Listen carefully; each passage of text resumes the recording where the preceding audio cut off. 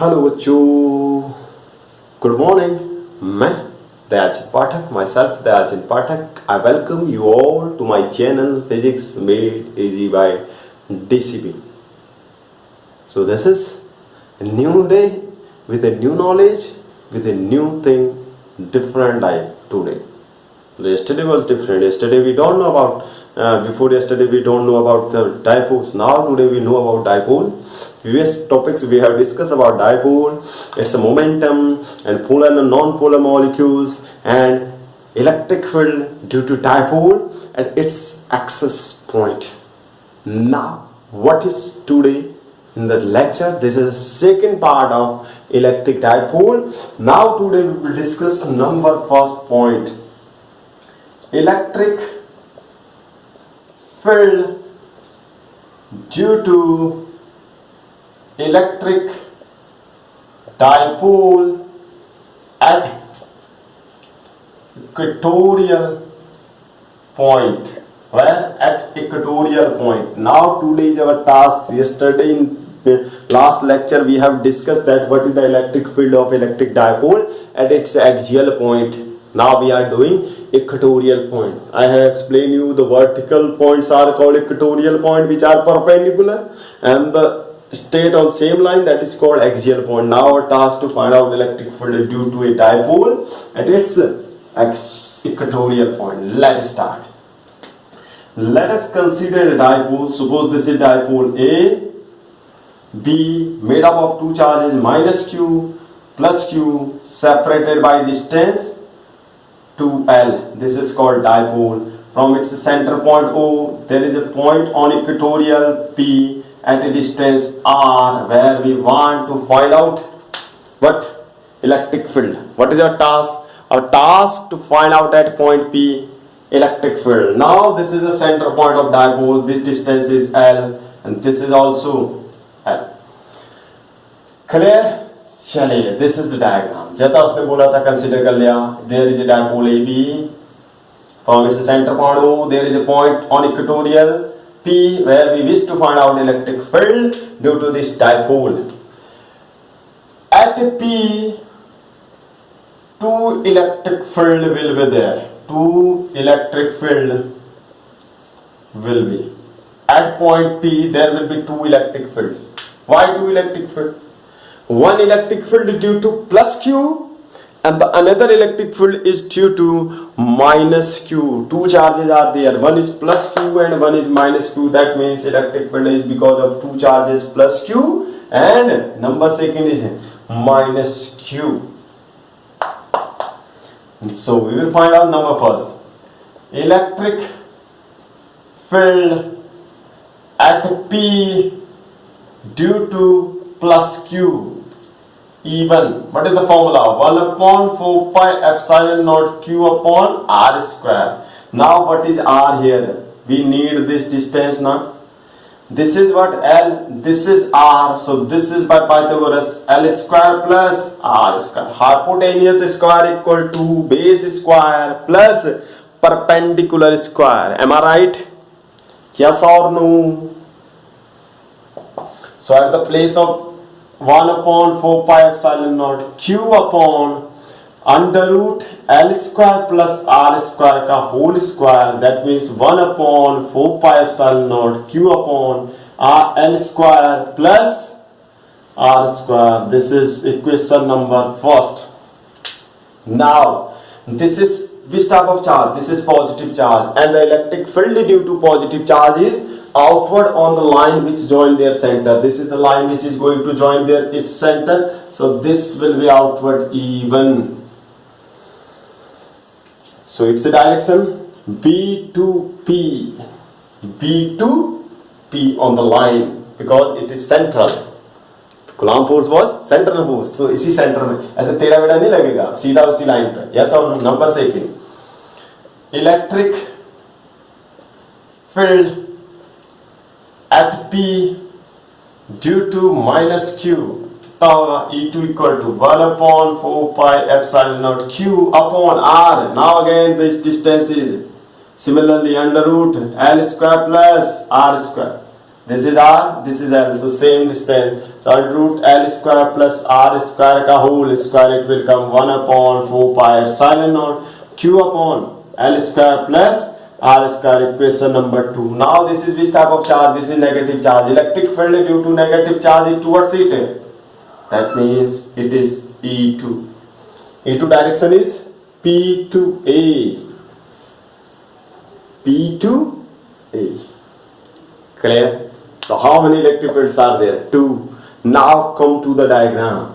If you will come to this diagram, in the diagram there is clear that there are two fields, E2 and E1. Both are vector, electric field are vector. Now they are at some angle. Their resultant will pass from their center. This is the resultant. Let this form an angle. Let this form an angle theta. If this is theta, this is also theta. Why, sir?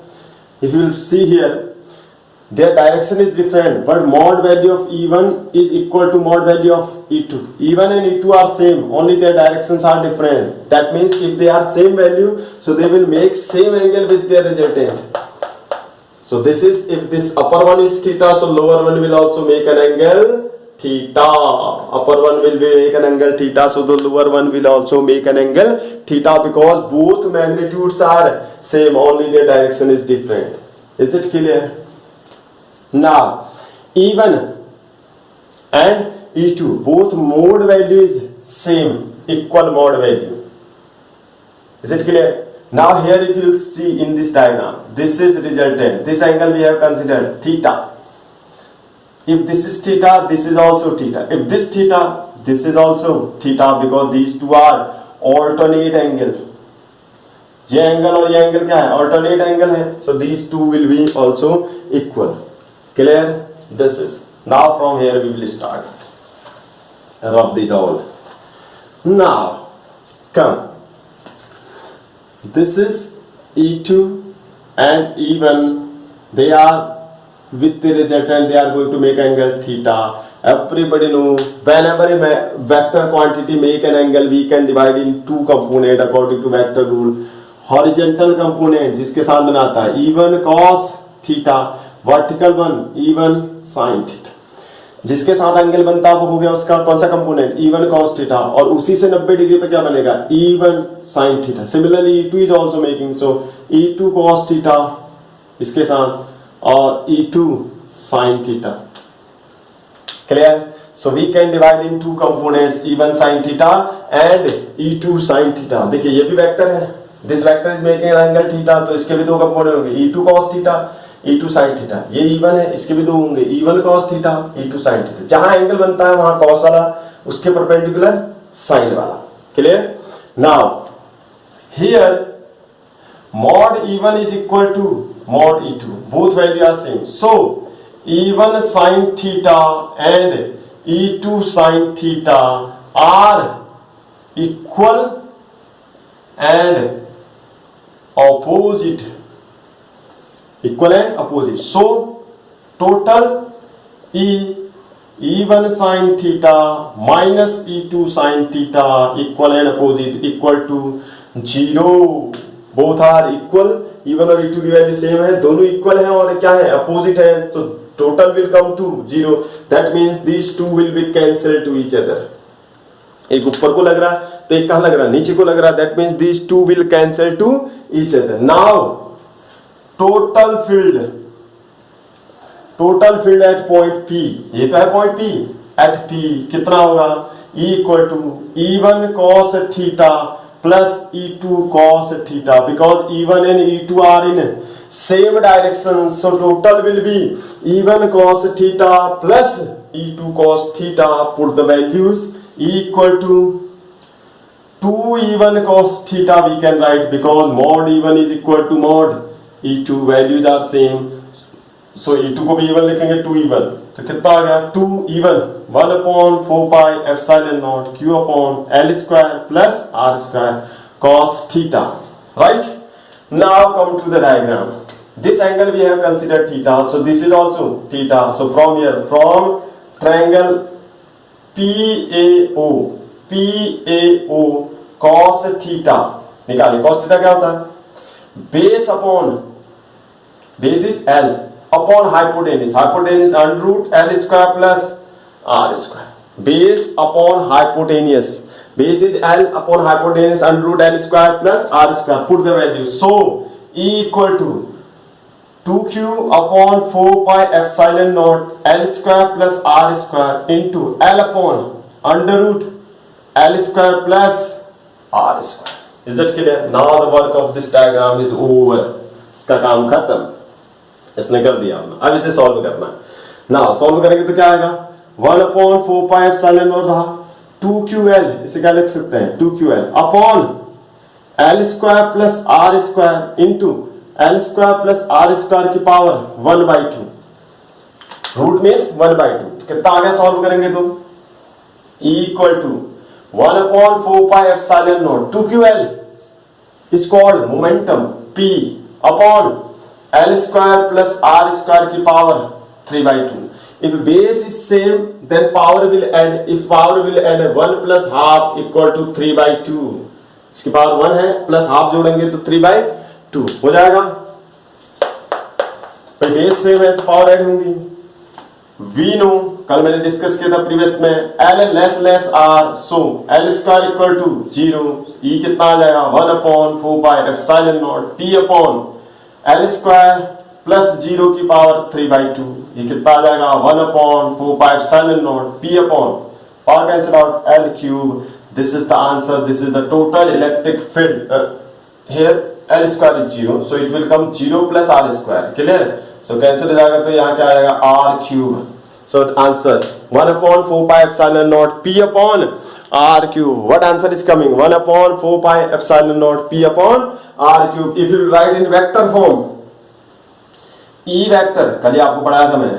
1 upon 4 pi epsilon naught P vector upon R cube in minus form. Why minus? Here angle between E and P is 180 degree. वहां पर कितना था? 0 degree, इसलिए plus आता था. यहां कितना angle है? 180 डिग्री. देखिए डायपोल का जो डायपोल हमने रखा था, डायपोल माइनस क्यू और plus Q. P will be minus to plus. P will be right side and electric field is coming left side. That means P right side, left side electric field is coming. What angle? 180. Due to that reason the sign is negative. Proof.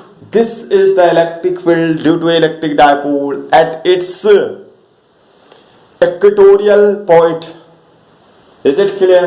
At its equatorial point. Now, why I have kept the negative sign? You want to know about it?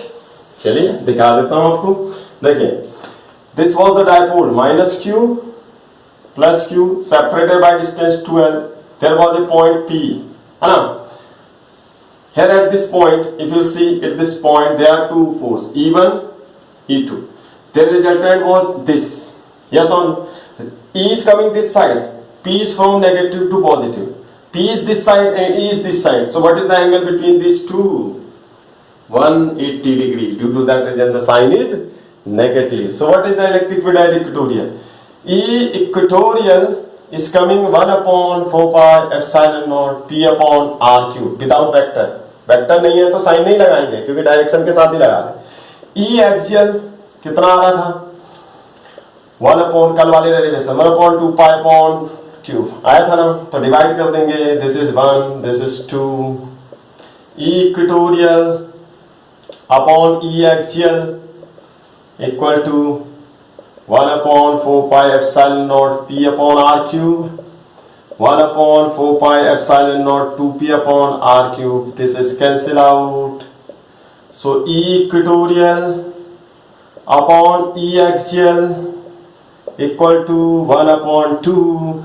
E axial equal to 2 into E equatorial. Very very important. That electric field of electric dipole at its axial point will be twice of electric field at equatorial point. Clear? At equatorial points. Now the graphs are same for both. For this the graphs are graph between E and R is curved because inversely dependency. Graph between E and 1 upon R cube, it was a straight line. Similarly for this also it will be a straight line. This is just double of it. Is it clear? So this was the relation between equatorial and axial point, and the angle at axial point is coming 0 degree and equatorial point it is coming 180 degree, right? So this was two electrons. So the total charge of a dipole is 0 because plus q and minus q 0, but the electric field at axial and equatorial point is not 0. Clear? So this was two derivation at axial point and at equatorial points. अब शुरू करते हैं अगला point. ये था equatorial point where we have found out the electric field by a dipole. Now next point. इस point से आप इन दोनों को निकाल सकते हैं. देखें, at general point. At where? At general point. General point means it is neither axial point nor equatorial. ना तो एक्सियल पॉइंट हो ना इक्वेटोरियल, ना उसके लाइन पे आता हो ना उससे कितने डिग्री पे आता हो, 90 डिग्री पे आता हो.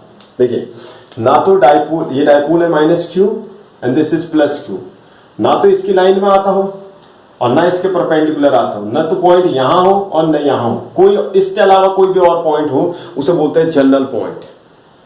ना तो इक्वेटोरियल हो और ना एक्सियल हो, ना उसकी लाइन पर हो और ना उससे परपेंडिकुलर हो, कोई और पॉइंट हो, वहां पर इलेक्ट्रिक फील्ड कैसे निकालें. चलिए देखते हैं. देखिए, let a dipole, this is q plus q separate by 2l. Now this is centre o, this is L, this is also L. Now there is a point at a general point. This is a point at distance R, at angle theta.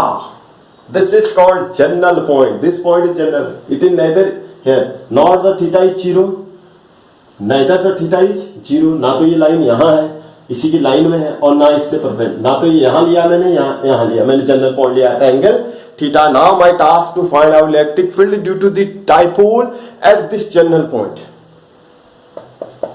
Now come here.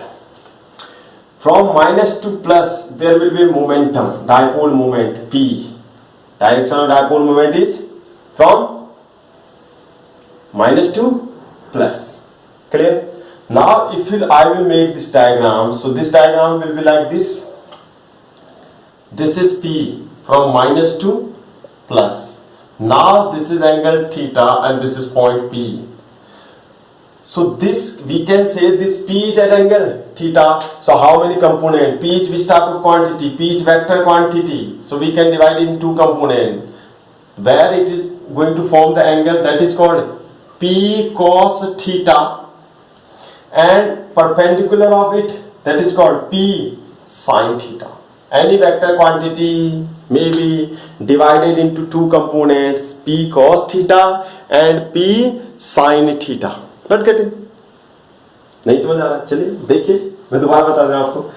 Let, what is our task? Our task to find out electric field at general point. For that we are taking two charges, plus q, minus q. This is a dipole 2l. This is the center of dipole. Clear? This is the center of dipole.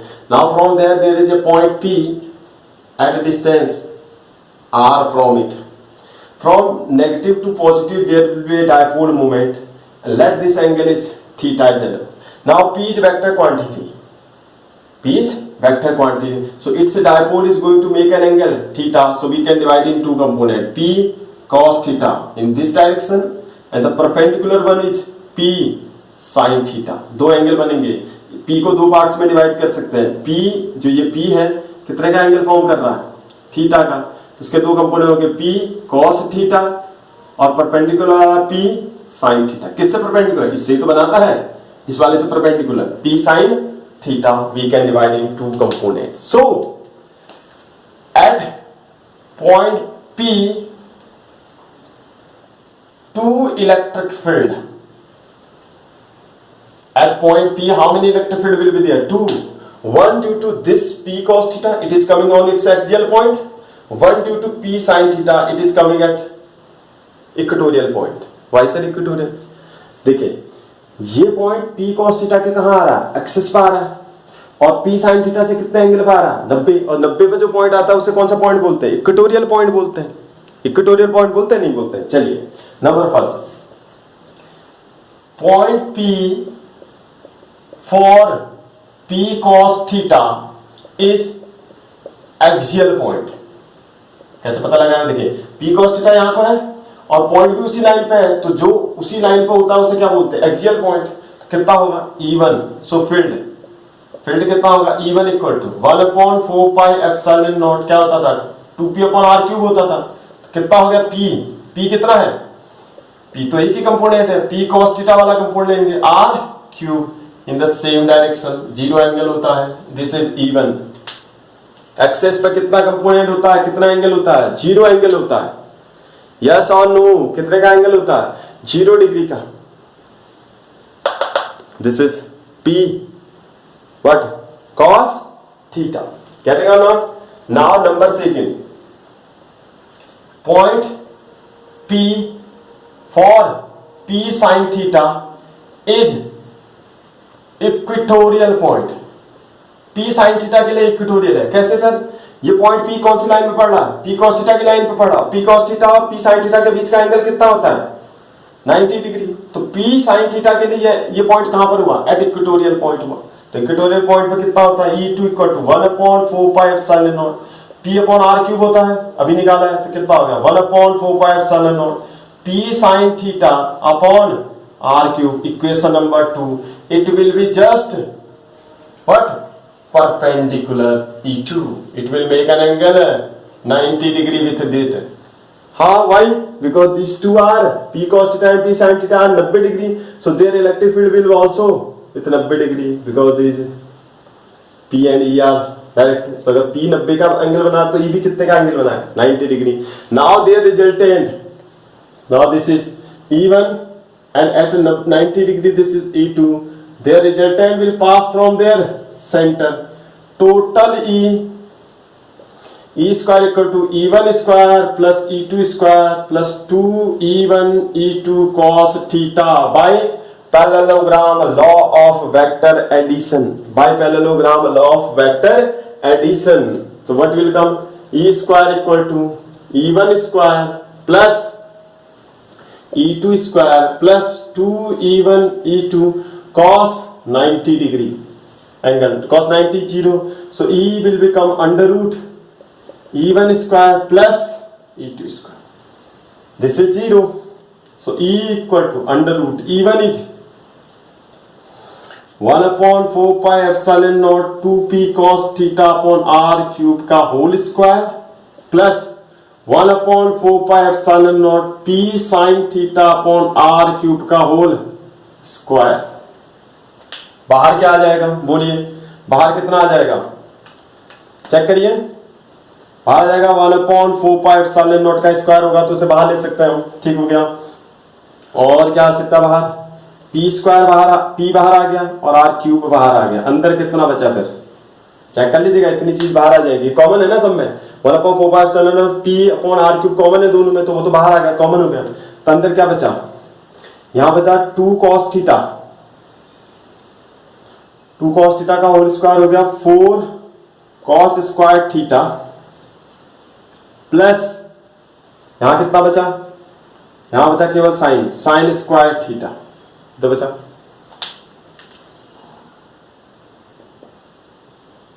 ना? Yes और no? Check करिए। This much only remaining part from it. देखिए 1/4 pi epsilon not common हो गया, 1/4 pi epsilon not common हो गया, r³ common हो गया, बाहर आ गया, P कॉमन हो गया, दोनों का स्क्वायर था, स्क्वायर के बदले उससे बाहर आ गया। अंदर क्या बचा? 2 cos थीटा, इसका बचा तो 4 cos स्क्वायर थीटा। तो E कितना हो गया? ये आ गया 1/4 pi epsilon naught P upon r³ under root. चलिए अब इसे सॉल्व करेंगे। कैसे कर सकते हैं इसे सॉल्व? बताइए कैसे सॉल्व किया जा सकता है इसको?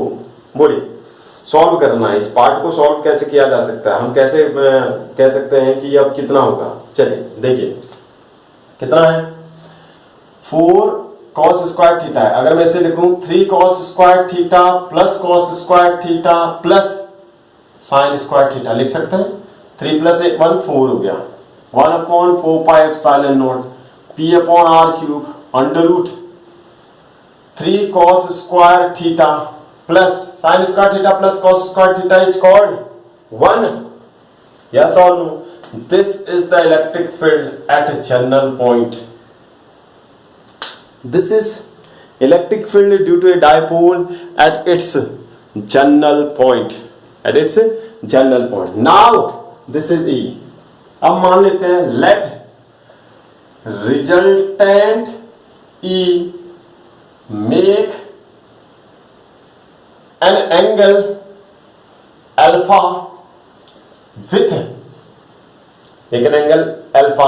with किसके साथ, E1 E2 किसी के साथ भी मान ले, विथ E1 रिजल्टेंट E1 के साथ कितने का एंगल बना रहा है, अल्फा का मान लेते हैं, कितने का एंगल बना रहा है, अल्फा का। क्लियर? तो अगर अल्फा का एंगल बना रहा तो देखिए ये है E1, ये है रिजल्टेंट E, कितने का एंगल बना रहा है, अल्फा का। ये डॉट डॉट डॉट डॉट करे तो कितना हो गया, E2। परपेंडिकुलर वाला E2 होता है, तो ये 90 डिग्री पे कौन हो गया, E2 हो गया इस तरफ। E2 तो हुआ, E2 परपेंडिकुलर वाला कौन सा होगा, E2 होगा। नहीं आ रहा समझ में, E2 होगा भाई। चलिए दिखाते हैं आपको कैसे होगा E2। देखिए ये पॉइंट है, ये P1 था, इससे 90 डिग्री पे E2 था, ये इनका रिजल्टेंट हो गया। अब अगर मैं इसको आपको सिंपल तरीके से आपके उसमें दिखाऊं तो आपकी कॉपी के हिसाब से ये E1 हो गया, ये हो गया आपका क्या, E2, ये इनका रिजल्टेंट था E। अगर ये एंगल बनाता है अल्फा, मैं डॉट डॉट डॉट डॉट कर रहा हूं तो ये यही तो हुआ, ये कितना हुआ, E2 हुआ। अब क्या निकाल दीजिए, tan अल्फा। tan अल्फा क्या हो गया, perpendicular upon base E2 upon E1। E2 कितना आया था, 1/4 pi epsilon naught 2p p sin theta upon r cube upon E1 था 1/4 pi epsilon naught 2p cos theta upon r cube. This is cancel cancel cancel cancel, कितना आ गया, यह आ गया sin theta upon 2 cos theta, sin theta upon 2 cos theta आया, equal to आ गया tan alpha equal to आ गया 1/2 tan theta. सो जो angle होगा वो हाफ होगा किसका, जो कि डायपोल फॉर्म करेगा। This is the electric field due to electric dipole at its general point. अब इससे आप सारी चीजें निकाल सकते हैं, कैसे, देखिए नोट किया, ये नोट करिएगा, बहुत इंपोर्टेंट डेरिवेशन है, बहुत ज्यादा। अब इससे दोनों डेरिवेशन निकाल जाते हैं। देखिए number first, at axial point, axial point is come in the same line. Axial point उसी लाइन पर आता है, this is axial point. Here theta is 0 degree, put कर दीजिए, ई हो गया 1/4 pi epsilon naught p upon r cube under root 3 cos square 0 plus 1, cos का 0 is how much, cos square 0 1, cos 0 1, तो 3 plus 1 4 will come out 1/4 pi epsilon naught 2p upon r cube, यही आता है axial point पे। तो general point से axial point भी निकल सकता है। Number second, at equatorial point, equatorial point will be here at angle 90 theta 90 degree. So E कितना हो जाएगा 1/4 pi epsilon naught p upon r cube under root 3 cos square 90 degree, यहां रखेंगे थीटा प्लस 1 cos 90 0, सो 1/4 pi epsilon naught p upon r cube, because ये हो जाएगा कितना, ये कितना हो जाएगा under root 3 into 0 plus 1, 0 plus 1 under root के अंदर equal to 1। This is equatorial. So we can find out at general point and at equatorial point both by, at axial point and at equatorial point both by general point. Is it clear? So very easy. Again at the end मैं आपको वापस general point के लिए जो मैंने consideration किया है उसको दिखा दे रहा हूँ। देखिए ध्यान से देखिएगा, समझ लीजिए उसको। This is the dipole. This is plus q, this is minus q.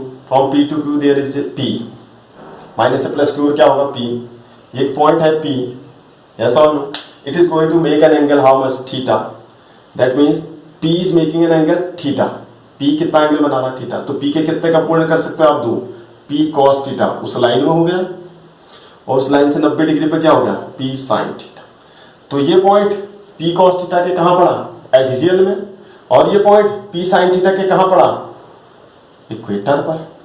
भाई P sin थीटा के लिए कितना डिग्री का एंगल है, 90 का है, तो 90 डिग्री पे पड़ा, देखो उल्टा करके देखोगे तो ये ऐसे करके देखो, इस लाइन को ऐसे करो तो ये 90 डिग्री पे ऊपर चला गया पी साइन थीटा। देखो इस लाइन को अगर मैं, ये ओ है, पी ओ पी को ऐसा कर दूं तो पी साइन थीटा इक्वेटोरियल पे दिखेगा और पी कॉस थीटा एक्सियल पे दिखेगा।